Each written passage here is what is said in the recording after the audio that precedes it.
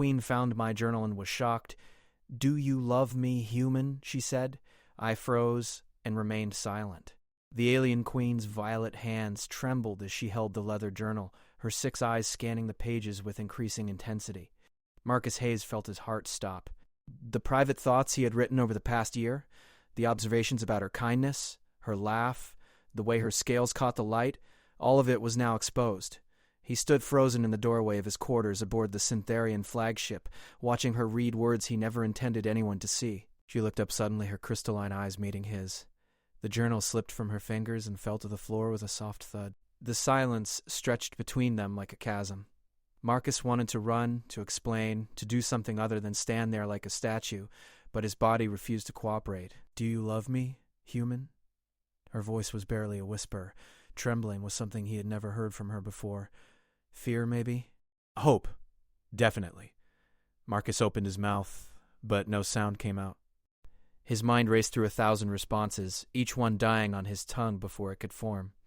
The consequences of his answer could end his career as Earth's diplomatic liaison. Worse, it could destroy the fragile alliance between their species. Humans and Xantharians had only made peace 6 months ago after decades of brutal warfare. He was supposed to be professional, neutral, a bridge between worlds. Not this. Never this. Queen Lyra stood slowly, her elegant form rising to her full 8 feet of height.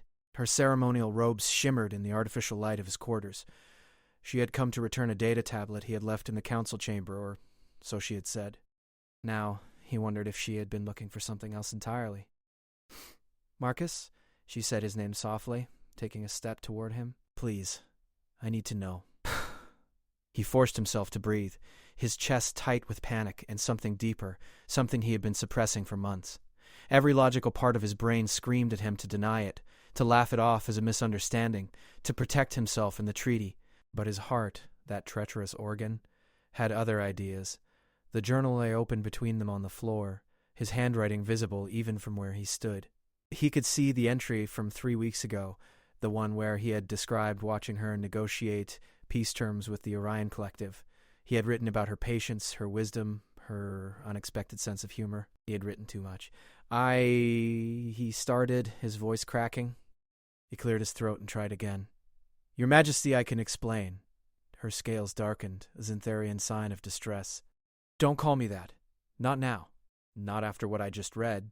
She gestured to the journal. "You wrote about the first time we met. You remembered what I said about the gardens on my homeworld. You noticed when I changed the way I wore my ceremonial crest. These are not the observations of a diplomat doing his duty." Marcus felt heat rising to his face. Everything she said was true. He had crossed lines he should not have crossed, let himself feel things that were forbidden by every regulation in the diplomatic handbook. Humans and Xantharians were supposed to coexist, cooperate, trade, and build a future together. But love? That was territory no one had explored. No one even knew if it was possible between their species. "I should not have been in your quarters uninvited," Lyra continued, her voice steadying. "I apologize for that, but I cannot unsee what I have seen. I cannot unknow what you feel." She paused, her hands clasping together in front of her in a gesture that seemed almost human. "What I need to know is whether you meant those words, or if they were simply the lonely thoughts of a man far from home." The question hung in the air like a blade ready to fall. Marcus felt his legs move without conscious thought, carrying him into the room. He bent down and picked up the journal, holding it against his chest like a shield. His fingers traced the worn leather cover, a gift from his sister before he left Earth. She had told him to document everything, to record history as it happened.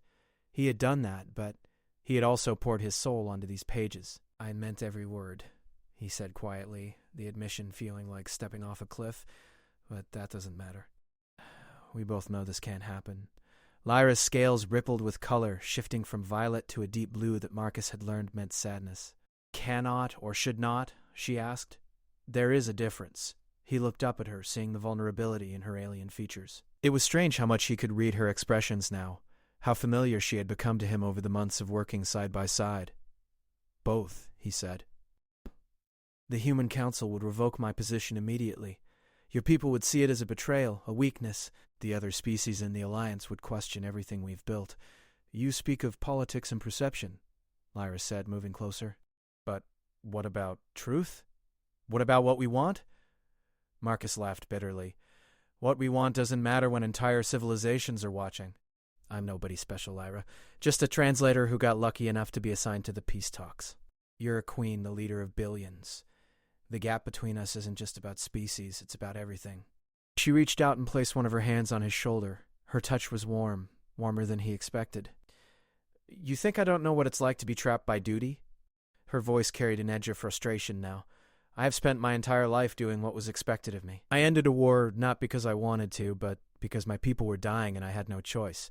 I sit in council meetings and smile at ambassadors I despise, because that is what queens do. But this, she gestured between them, this is the first real thing I have felt in years. Marcus stared at her, his carefully constructed arguments crumbling. You can't mean that. I have my own journal, Lyra said, and now there was a hint of defiance in her tone. Hidden in my chambers. I write in it every night. Do you want to know what I wrote last week? He shook his head, but she continued anyway. I wrote about watching you laugh with Commander Peterson during the military briefing.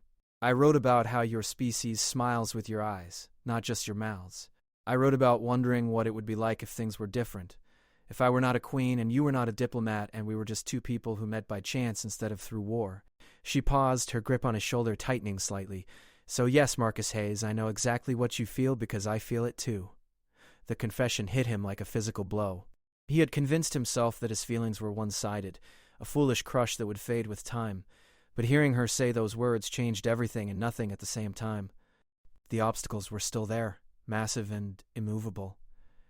This will destroy everything we've worked for, he said weakly. Or it will prove that peace is possible in ways we never imagined, Lyra countered. Humans and Xantharians were enemies for 30 years. We killed each other by the millions. Now we trade, we talk, we build ships together. Why is this bridge too far? Marcus wanted to believe her. He wanted to live in the universe where love could overcome politics and prejudice. But he had seen too much of reality to be that naive, because people fear what they don't understand. They'll say I manipulated you, or you manipulated me. They'll say it's unnatural, wrong. The hardliners on both sides will use it as proof that the peace was a mistake. Let them talk, Lyra said fiercely. I am tired of living my life according to other people's fears. You say that now, Marcus replied. But when your advisors demand you renounce me, when Earth recalls me and brands me a traitor, when the alliance fractures because two people couldn't keep their feelings in check, will you still feel that way? Lyra released his shoulder and stepped back, her expression hardening. You think I haven't considered all of this? I am not some naive child playing at politics. I know what this could cost, but I also know what it costs to spend every day pretending, hiding, denying the one thing that makes me feel alive. She turned away from him, her robes swirling around her. I came here hoping for honesty. I see now that you are more comfortable with silence. That's not fair, Marcus protested. She spun back to face him, and there was fire in her eyes now. Fair? You wrote pages about me, Marcus. Pages about my laugh, my voice, the way I think. You wrote that I gave you hope when you thought humanity was doomed. You wrote that seeing me was the best part of your day, but now when I stand before you asking for truth, you give me excuses and fear. I'm trying to protect you, he said desperately. I don't need protection. I need a partner who isn't afraid to stand beside me when things get difficult. She moved toward the door and panic seized Marcus's chest. Wait, he called out and she stopped. He took a deep breath, knowing that what he said next would change his life forever. You asked me a question when you first walked in here. Lyra turned slowly, her expression guarded. Yes, I love you. I have loved you since the day you convinced the Orion delegation to stop their blockade by reciting human poetry you had memorized, just to make a point. I love the way you hum when you think nobody is listening. I love how you remember everyone's name, even the junior staff who clean the corridors. I love that you put honey in your water because you learned humans do that and wanted to try it. I love you so much it terrifies me every single day. The silence that followed was deafening. Lyra stood motionless, her scales slowly shifting through a spectrum of colors Marcus had never seen before. Tears formed in her eyes, actual tears, something he didn't know her species could produce. Finally, she whispered. Finally, you tell me the truth. Before Marcus could respond, alarms blared throughout the ship. Red emergency lights flooded the corridor outside his quarters. His communication device buzzed frantically against his wrist. Lyra's did the same. They both checked their devices simultaneously. Commander Peterson's voice came through Marcus's speaker. All diplomatic personnel report to the bridge immediately. We have a situation. Lyra's device showed a message in Xantharian script, but her face told Marcus everything he needed to know. Something bad was happening. They ran together through the corridors, their personal crisis forgotten in the face of a larger threat. The bridge was chaos when they arrived. Screens displayed multiple ships dropping out of hyperspace around the fleet. Not human ships, not Xantharian ships. These were vessels Marcus had only seen in classified briefings. The Kryn Imperium, Admiral Connor reported grimly. 40 warships, and they're powering weapons. Marcus felt his blood turn cold. The Kryn were the reason humans and Xantharians had made peace in the first place. Intelligence reports had suggested the Imperium was planning to invade both territories while they were weakened from fighting each other. That threat had brought ancient enemies to the negotiating table. But nobody expected them to move this soon. "They're hailing us," the communications officer announced. "Put them through," Lyra commanded, her voice steady despite the danger. Marcus marveled at how quickly she shifted from vulnerable to authoritative. This was the Queen who had led her people through war. A Kryn general appeared on the main screen, his reptilian features twisted into what might have been a smile. "Queen Lyra. How convenient to find you here, so far from your homeworld, aboard a human vessel. It makes our task much simpler." "What do you want, General Vex?" Lyra asked coldly. "Surrender," Vex replied simply. "Your alliance is weak, built on desperation rather than trust. My intelligence indicates you have barely 300 ships between your combined fleets in this sector. We have brought sufficient force to eliminate you and begin our expansion into both your territories." Marcus watched the tactical display. Vex wasn't bluffing. The Kryn ships outgunned them significantly. Worse, they were positioned to cut off any escape routes. This wasn't a skirmish, it was an execution. "You will not succeed," Lyra said firmly. "Our alliance is stronger than you believe." Vex laughed, a harsh grating sound. "Is it? My sources tell me the Human Council debates daily whether to abandon the treaty. Your own advisors question your judgment, whispering that you've grown too soft, too trusting of your former enemies. You are divided, and divided opponents fall easily." Marcus saw several human officers exchange glances. Vex's information was accurate.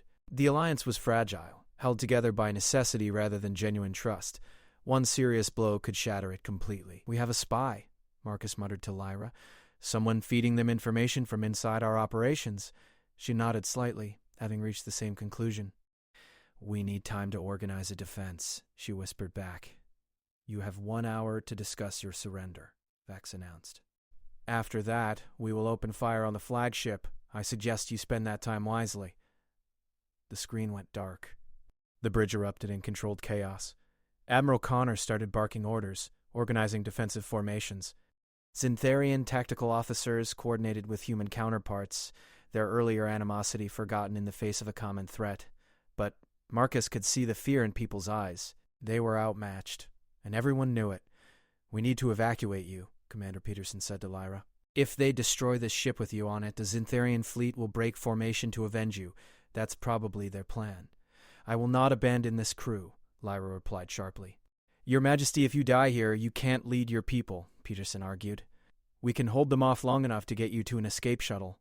Marcus watched Lyra struggle with the decision. She was a warrior queen who had never run from a fight, but she was also a leader who understood the bigger picture. If she died, the alliance might die with her. "There might be another option," Marcus said suddenly. An idea had formed, desperate and dangerous, but possibly their only chance. "General Vex said they have a spy, someone who's been feeding them information about our divisions and weaknesses." "So?" Admiral Connor asked impatiently. "So we feed them different information," Marcus continued. "We make them believe the alliance is even weaker than they think. We stage a public confrontation, right here on the bridge, where their spy can report it back to them." Lyra understood immediately. Her eyes widened. "You want us to pretend to break apart?" "Not just pretend," Marcus said, his mind racing through the possibilities. "We make it real enough that their spy believes it. We argue, we threaten, we do whatever it takes to convince them we're on the verge of collapse.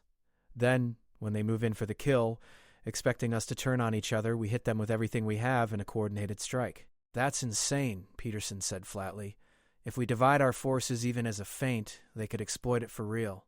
"If we don't do something unexpected, we're dead anyway," Marcus countered. "They planned this attack based on their intelligence. We need to make them question that intelligence." Admiral Connor studied the tactical display, his jaw tight. "The kid might have a point. We can't win a straight fight. But if we can create confusion, make them hesitate, we might be able to maneuver into a better position." Lyra looked at Marcus with an expression that mixed admiration and concern. This plan requires me to publicly denounce our alliance, to make demands that will enrage your military command. Some of the things I would need to say cannot be unsaid even after we reveal the deception. I know, Marcus replied quietly, understanding the weight of what he was asking. We need to move fast, Admiral Connor decided. Our spy will report any delay to Vex. We've got maybe 10 minutes before they get suspicious. He looked around the bridge at the assembled officers. Everyone here is cleared, but we need to identify who's compromised. Lieutenant Barnes, run a diagnostic on all communications from the bridge for the last hour. See if anything was transmitted without authorization. While Barnes worked, Lyra pulled Marcus aside. If we do this, I will need to say things about humanity that will hurt. Things that tap into real fears your people have about my species. I will need to threaten, to demand, to appear every bit the alien conqueror many humans still believe I am. I can take it, Marcus assured her, though his stomach churned at the thought. Can you? Lyra asked seriously. Because I will need to attack you personally. You're known as my closest human advisor. If I'm going to sell this betrayal, I need to start by making you look weak and foolish in front of your own people. After what we just confessed to each other, asking you to stand there while I humiliate you seems especially cruel. Marcus thought about his journal, still sitting on his desk in his quarters. He thought about the words he had written, the dreams he had allowed himself to have. None of it mattered if they were all dead in an hour. Do what you need to do. I trust you. Lyra's scales shifted to a warm gold, a color that meant gratitude and affection. Then she hardened her expression, becoming the cold queen once more. Admiral Connor, I need to speak with you privately. Now. Connor played his part well, looking confused and slightly annoyed. Your Majesty, we're in the middle of a crisis. Whatever it is can wait.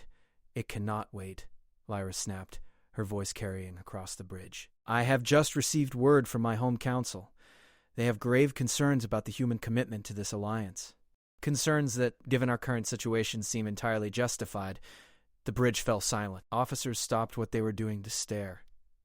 Marcus saw Lieutenant Barnes glance at her screen, then quickly look away. There. She was the spy. Barnes had been monitoring the conversation and had just transmitted something. Marcus caught Admiral Connor's eye and gave a subtle nod toward Barnes. Connor understood immediately, but showed no reaction. Concerns? Connor replied, his voice hardening. We've honored every part of the treaty. What more does your council want? Action, Admiral, not words. Lyra gestured at the tactical display. We face 40 Kryn warships, and your fleet sits in defensive positions. My people expected human aggression, human boldness. Instead, we see human cowardice. Gasps echoed around the bridge. Marcus saw hands move toward weapons. The insult cut deep, especially for military personnel who had fought and bled in countless battles. Connor raised a hand, stopping his officers from responding, but his face was flushed with anger. Choose your next words carefully, Your Majesty, Connor warned. Or what? Lyra challenged. You will add humanity to the list of my enemies? Perhaps that is what should have happened from the start. My generals told me making peace with you was a mistake. They said humans could never be trusted, that you would smile and sign treaties while planning betrayal. I defended you. I told them that Marcus Hayes and officers like you were different, that you understood honor. Now I see they were right, and I was a fool. Marcus felt every eye turned to him. This was his cue. He stepped forward, his voice shaking with what he hoped sounded like righteous anger. You're calling us traitors? Your fleet hasn't exactly been racing to engage the Kryn either. Maybe your generals are right. Maybe this alliance was always going to fail because neither side can let go of old hatreds. Lyra turned on him with fury that looked entirely real. You dare speak to me of hatred, human? Your species dropped antimatter bombs on our colony worlds. You exterminated millions of civilians. We remember, even if you find it convenient to forget. And your people enslaved entire human settlements, Marcus shot back, channeling genuine historical anger. You used our children as laborers in your mines. Don't pretend you have moral high ground here. The bridge was a powder keg now. Marcus could feel the tension, see how quickly old wounds reopened. This was the danger of their plan. They were playing with real fire, stirring up genuine trauma and rage. If they pushed too far, the performance would become reality.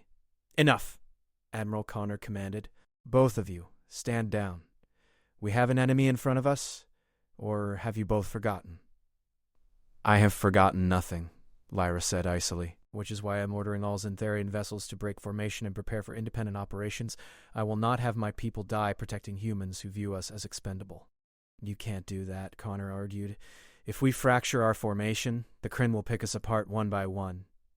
"That is your concern, not mine," Lyra replied. She turned to the Xantharian officers on the bridge. "Signal all ships. We are withdrawing to a safe distance. Let the humans face the consequences of their own weakness." Marcus saw it happening, the fracture spreading. Human officers looked at their Xantharian counterparts with suspicion and betrayal. The Xantharians looked back with barely concealed contempt. Years of propaganda and prejudice came flooding back, all the old stories and hatreds given new life. "This is mutiny," Commander Peterson said quietly to Connor. "Sir, if she's really breaking formation, we need to detain her. We cannot let her destroy the Alliance." Connor hesitated, and Marcus saw the calculation in his eyes.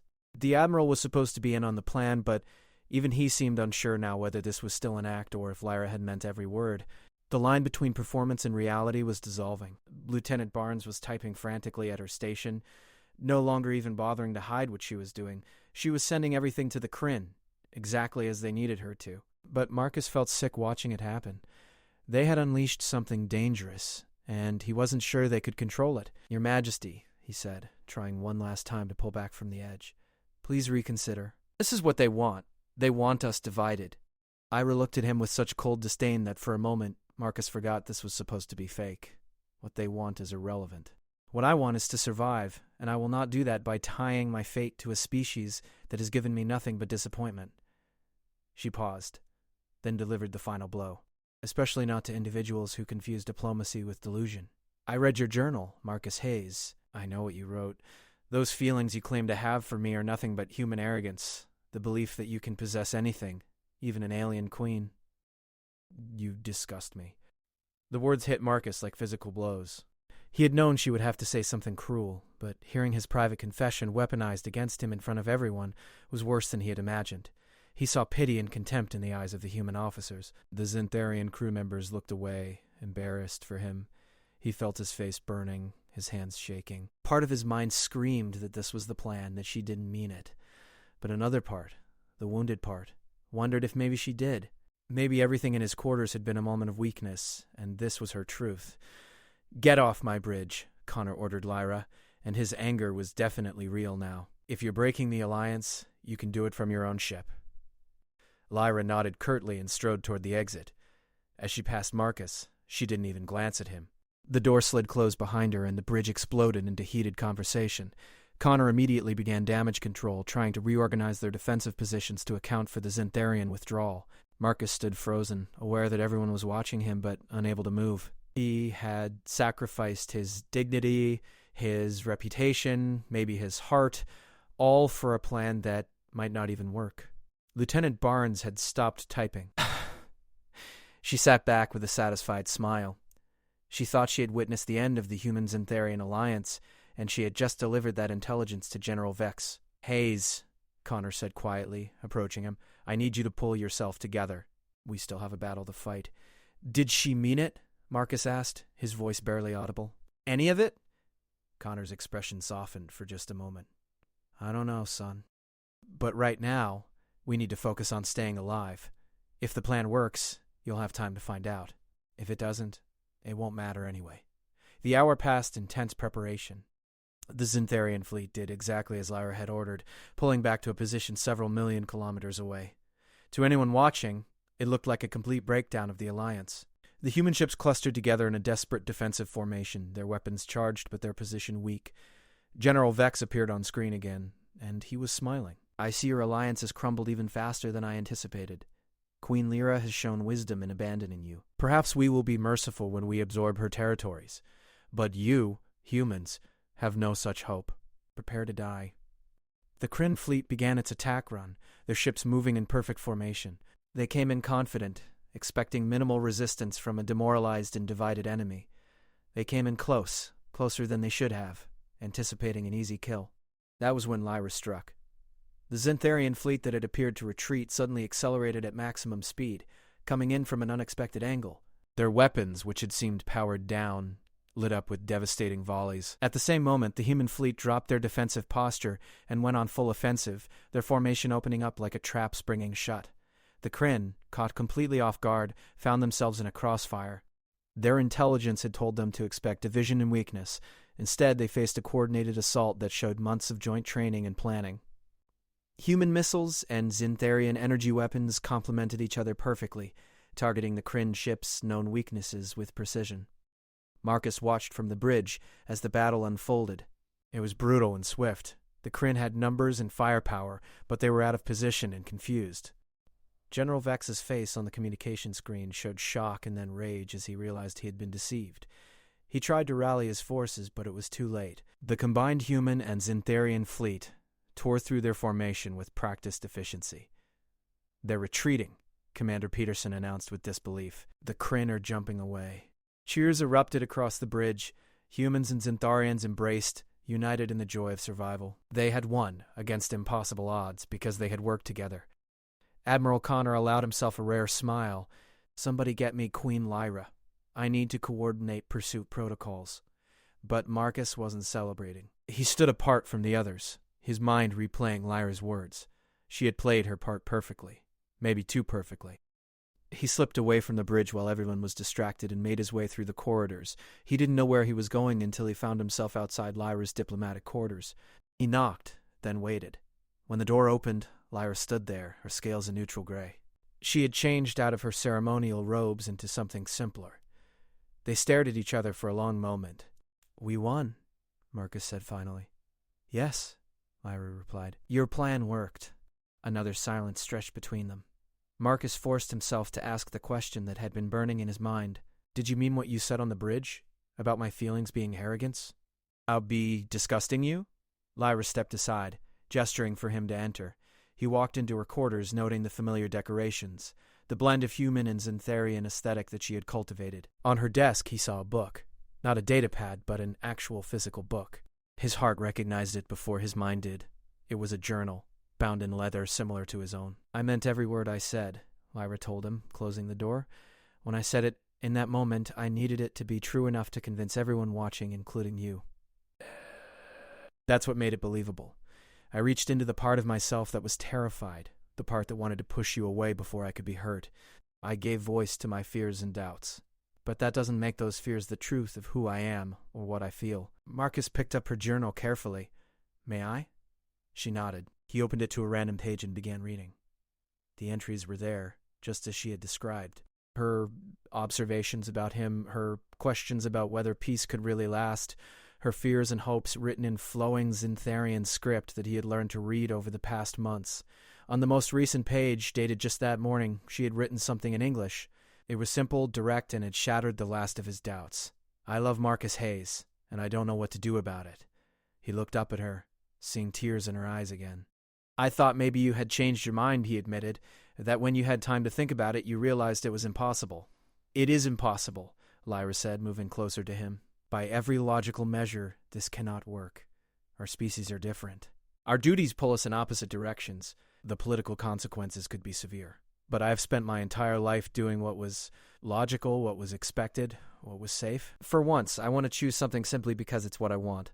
Marcus set down the journal and took her hands in his. They were warm and strong, and they fit in his grip like they belonged there.